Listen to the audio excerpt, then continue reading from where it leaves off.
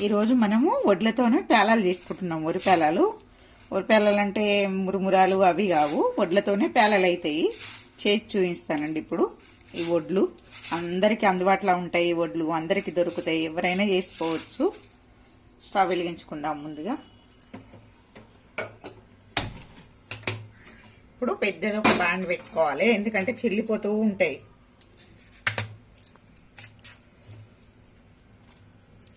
వేడి కావాలి. ఎంతసేపు వేడి కావాలి? ఇది వేడైనంత వరకే, ఎంతసేపు అని ఏం కాదు.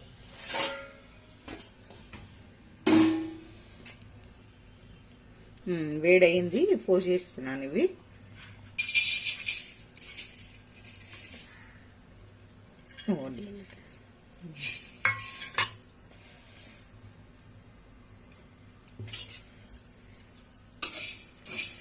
వేయించుకోవాలి ఇక్కడ.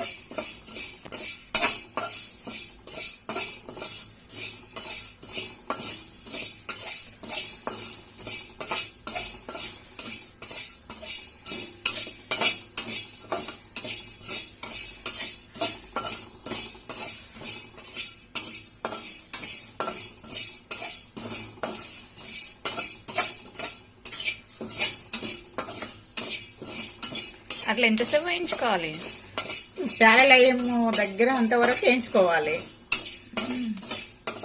హై ఫ్లేమా లో ఫ్లేమా? హై ఫ్లేమ్లో పెట్టుకోవాలి, వేయించుకోవాలి. ఇవి అవుతున్నాయి కదా, ఇప్పుడు వేరేది మూత వేసుకోవాలి. సిమ్లో పెట్టుకోవాలి, ఇంకా కొంచెం వేయించుకోవాలి. అన్నీ అవుతుంటే మూత వేసేసుకోవాలి. దీంట్లో చిల్లిపోతుంటాయి కదా, బయట పడుతుంటాయి, పడకుండా మూత వేసుకోవాలి. ఇంకా కొంచెం కావాలి, అయినంత వరకు వేసుకోవాలి. కొద్దిగా ఎక్కువ అవుతున్నాయి అన్నప్పుడు మూత వేసేసుకొని స్టవ్ చిన్నగా వేసుకోవాలి.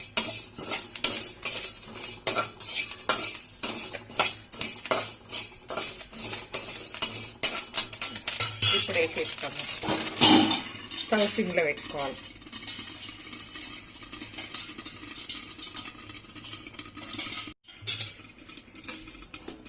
మాడిపోతున్నట్టున్నాయి. మాడవు.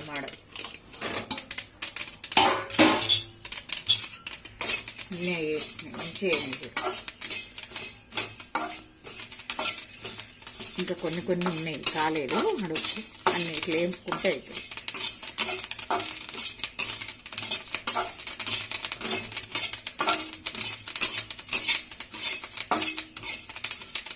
ఉరికాలాలి కదా, అడగంటుతాయి. కొంచెం తీసి మనం వేయించుకుంటే అన్ని కళ్ళ అవుతాయి. మళ్ళీ కొద్దిసేపు ఒక 2 నిమిషాలు,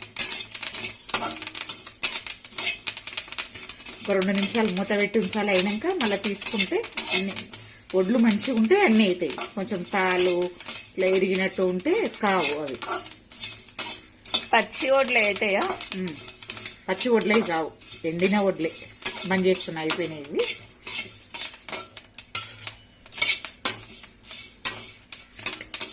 ఎంత బాగా అయినాయి చూడు వరిపాలలు, వడ్లతో వేయించినాయి.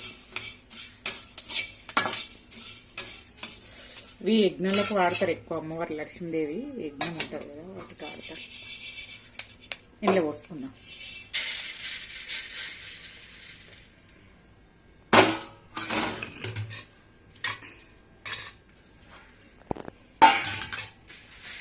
వెన్నీలా జల్లడ పట్టుకుంటే అన్ని క్లౌజ్ చేస్తాయి. మీరు కొంచెం రాకుతే ఆ పొట్టే మన పోతుందేమో. వేడి అన్ని ఇలా తీసుకోవాలి. కానీ కాకపోతే ఈ పొట్టు మాత్రం మొదన్లకు పొట్టు ఉంటుంది కదా, ఇది మాత్రం రానియద్దు. మనం తినేటప్పుడు అస్సలు రావద్దు ఈ వరి పొట్టు. చిన్నపిల్లలకి ఎవరైనా తింటే గొంతుకు అడ్డయితాయి అన్నట్టు. ఈ పొట్టు మాత్రం ఉండనియద్దు. వడ్ల గురించి అందరికి తెలిసిందే, కానీ ఒకసారి చెప్పాలి కదా, తెలియక కొంతమంది ఉంటారు కదా. పిల్లల గొంతులు ఇరుకుతాయి. పిల్లలకైనా సరే పెద్దలకైనా సరే అదైతే. ఇవి మాత్రం రానియద్దు. కొంచెం జడ పట్టుకొని ఇట్లా అనుకుంటే పోతాయి, కానీ కొన్ని పోని ఉంటాయి ఇవి. అందుకని మనం తీసుకోవాలని ఇట్లా పట్టుకొని కొంచెం టైం తీసుకొని చూసుకోవాలి అంతే. అన్ని విధంగా నేను చేసి పెట్టుకున్నానండి ఆల్రెడీ, మీకు చూపించడానికే మళ్ళీ వేయించాను. దీంట్లో మనం అటుకులకు పోపు ఎట్లా వేసుకుంటామో అలా వేసుకుంటే బాగా టేస్టీగా ఉంటాయి. మంచిగా చిన్నపిల్లలకు కానీ ఎవ్వరు కానీ తినొచ్చు. బయట అవి ఇవి కొనుక్కొని పిల్లలకి పెట్టిన దానికంటే మనం కొన్ని వడ్లు వేస్తేనే ఇన్ని అయితే ఇవి కొన్నిటితో చేస్తేనే.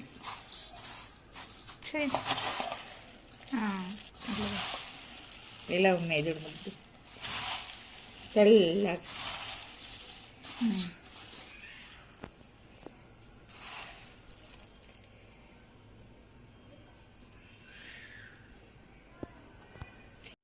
స్టవ్ వెలిగించుకుంటున్నాండి. ఇప్పటిదాకా మనం వరిపేలాలు చేసుకున్నాం కదా, వాటికి పోపు వేస్తున్నాను.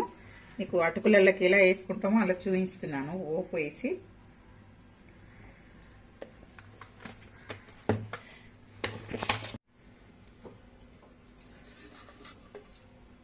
బాగా వేడైందండి. నూనె వేసుకుందాము. కొంచెమే కాబట్టి కొంచెమే వేస్తున్నాను. ఒక పావు నిండా పోసేసాను. ఇప్పుడు దాంట్లో ఆవాలు,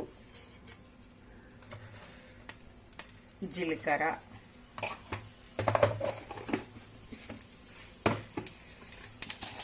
ఇప్పుడు ఎండుమిరపకాయలు, ఇష్టం వచ్చినన్ని వేసుకోవచ్చు, తగినంత వాటి.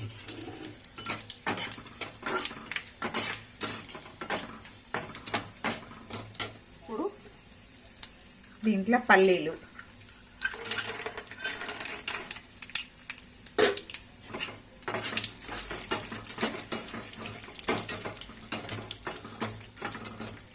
ఇప్పుడు పచ్చిమిరపకాయలు ఒక 4 తీసుకున్నాను నేను. వాటికి మీరు ఒకవేళ చేసుకుంటే మీరు ఎన్ని చేసుకుంటారో దాన్ని బట్టి తీసుకోవాలి. కరివేపాకు,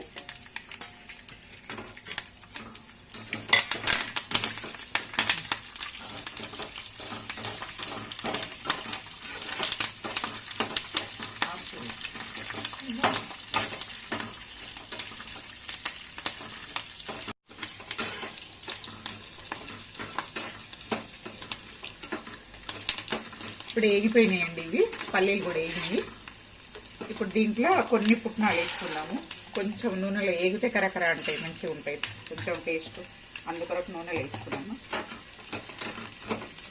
ఇప్పుడు వాటికి సరిపడా ఉప్పు, అవి కొన్ని ఉన్నాయి, కొంచెం వేసుకుంటున్నాను. కొంచెం లైట్గా పసుపు, పావు చెంచా వేసుకున్నాను పసుపు.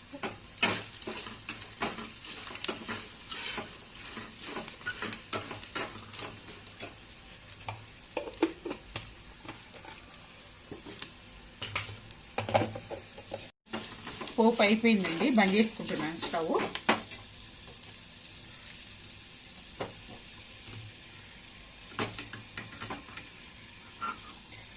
ఇప్పుడు ఈ పోపు ఇందులో వేసుకున్నాము.